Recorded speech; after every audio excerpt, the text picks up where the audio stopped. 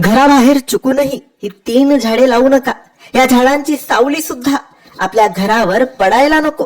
हे झाडं अशुभ मानली जातात. हे झाडं सुख समृद्धीसाठी हानिकारक मानली जातात. ही झाडं ज्या घराच्या समोर असतील त्या घराच्या मध्ये दुःख, अडचणी, संकट, समस्या, गरिबी, दरिद्री असेल. म्हणून ही 3 झाडं अजिबात तुम्ही तुमच्या घराच्या बाहेर लावू नका. आणि लावलेली असतील तर लवकरात लवकर ते तुमच्या घरापासून दूर करा. आता ही झाडं कोणती? तर मित्रांनो, पहिले झाड आहे ते म्हणजे चिंचेचे झाड. चिंचेचे झाड आपल्या घराबाहेर अजिबात असायला नाही पाहिजे, कारण या झाडावर वाईट शक्ती असते. म्हणून हे झाड अशुभ मानले जाते.